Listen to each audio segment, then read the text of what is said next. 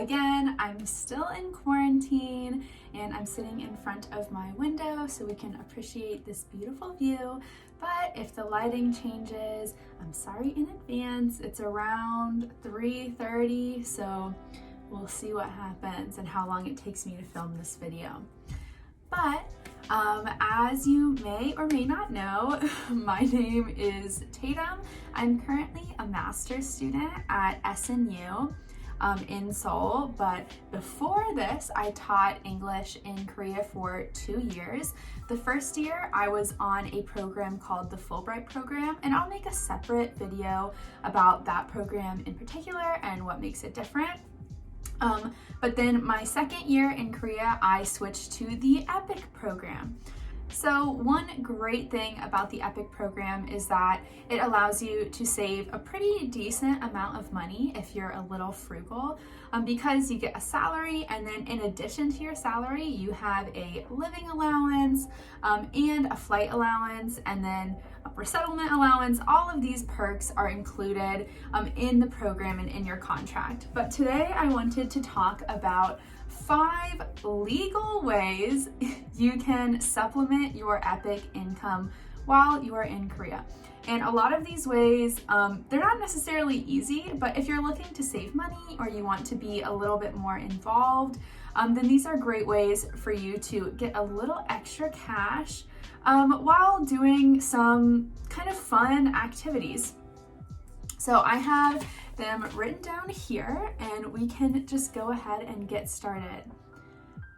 So for the first one, I will put a picture of the EPIK pay scale on the screen. So the pay scale, it changes depending on your education level, your experience level, your time spent in EPIK, etc. So maybe your first year, this won't be something that you would be able to do because it's a little bit random. But the first way that you can make some extra money on the EPIK program is with your school placement itself. So for rural schools or for people who are teaching at 2 different schools, you can get an allowance of 100,000 Korean won, which is about equivalent to $100 US. And then if you teach at 3 schools, you will get 150,000 won in addition to your regular salary. And also, I believe if you're teaching at a special school that requires you to teach past regular teaching hours or on Saturdays, you can also get an 150,000 won allowance per month too. In addition to this rural and transportation stipend, you can also change the level of your salary or change the amount of your salary depending on the place where you're living. So if you're living in a bigger city, you will get paid less money than if you choose a more rural location. So for me personally, in my experience, I was placed in Sejong City. And so I started with the 2.1 salary level. So 2,100,000 Korean won. And then I taught at 2 schools, so I did get an extra 100,000 a month for transportation. And so obviously most people use this for their bus fees. However, my coworkers were kind enough to carpool with me a few days a week, and so that definitely helped cut down on my transportation budget. In addition, because my schools were pretty rural, I was taking what was called a maul bus instead of a regular bus. And so these buses are a little bit cheaper. I believe it was less than 1,000 won per ride. So that also helped me save some money when I was going to and from school. And then some other things, this is not something that I've experienced myself, but for some friends I know who have taught through EPIK in other places, if you're placed in a really rural area, for example, on an island or someplace that's hard to get to, oftentimes if schools are desperate, they might offer a $500,000, up to 500,000 won a month hardship allowance or hardship pay. So if you're on a really rural island, you might get this extra 500,000 won, almost $500 per month. And they might offer, extra flights if you're on a school in Jeju Island, or some other benefits like that. So if that's something you're interested in, definitely reach out and talk to your recruiter when you're applying to EPIK, because this might be an option if you think you're up to the challenge. Okay, the second option to earn some more money while on EPIK is to teach extra classes. And some people don't even know that this is an option, so definitely reach out to your Office of Education. Many offices of education have these types of programs, so they're not necessarily run through your school. However, they are some outside programs run by native teachers that you can supplement your income with. So in my experience, I participated in one of these.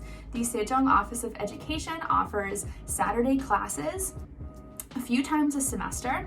And so I taught one of these Saturday class programs. It was 5 Saturdays for 3.5 hours. I believe the classes ended at 12:30. So I still essentially had my entire Saturday left, and it was 50,000 won an hour, which was pretty good money, which amounted to a total of about 1 million Korean won extra just for these 5 Saturday class sessions. So I thought it was totally worth it. Also, it was a lot of fun. I got to plan the curriculum myself completely. It was a talking-based class, and I taught intermediate elementary school age students. So I had a lot of fun, and it didn't take up that much time, and I got paid a pretty significant amount for only teaching 5 days. So I highly recommend you to reach out to your Office of Education if you're interested in a program like this. The third way that you can earn a little bit extra money is really similar to number 2, and this would just be to teach overtime. So if your school would like you to teach overtime, oftentimes they will ask you first, or they're required to ask for your permission first. And if you would like to, you could make between 20 to 30,000 won an hour in overtime pay. I believe it varies by province, etc. So definitely check your contract. And you can even suggest to your schools if you see that there's a need for an extra class. I know I had a friend who suggested teaching a newspaper class, and her school was really into it. So if you see a need for something, you might bring that up with your co-teacher or another teacher at your school and see if you can do anything like that. Okay, the fourth way to earn a little bit more money on EPIK is a little bit out of the box here. So this way is through so-called friends or international programs that your city may or may not run. So definitely check with your city or your province. Oftentimes on their website, they will have an announcement or news board where they post programs like this. So these programs are to promote the city and promote tourism internationally and to foreign residents of Korea. So Sejong City started a Sejong Friends program. And in this program, we had to apply through a video application. And then after we applied, we were accepted to the program. So the whole point of the program was to promote Sejong both domestically within Korea and internationally, mainly targeted at English-speaking audiences. So we did have Korean translations on all of our videos and the Instagram posts we made, but it's not a requirement for sure. So the most important part, what do these programs pay? I'm not sure about other cities, but most of these programs do offer some sort of stipend. I can speak to Sejong in particular. So for Sejong Friends, they offered 50,000 won per Instagram post and 100,000 won per video. And then there were also additional incentives for engagement. So if your video or post got over a certain amount of likes or comments, then they would give you kind of a bonus pay. So this was not too difficult. It was fun. I got to go to lots of different cafes, restaurants, and tourist attractions while I was making these contents. And I got a little bit extra money. So I think it was a very good experience overall, and I could network a little within Sejong City while I was participating. Okay, and the fifth and final way to earn a little bit more money while on EPIK is to teach some summer or winter camps or programs at other schools. So in order to do this, you do have to get your school's permission, the other school's permission, and talk to your Office of Education just to make sure all of the paperwork is in order. But for example, if you have a friend who works at a very big school and they need another teacher to teach a winter camp or a summer camp, camp. Definitely take advantage of those opportunities. You get to meet some new students, maybe teach levels or ages that you're not familiar with, and you can earn a little bit more money. So often these schools will kind of up the pay to incentivize teachers to join and take time out of their own vacation to teach the camps.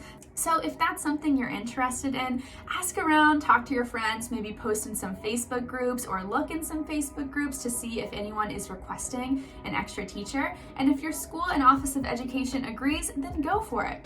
Recently, I heard of some camps happening in Jeju Island or maybe in some bigger cities. So this might be an opportunity for you to travel a little bit and see more of Korea too.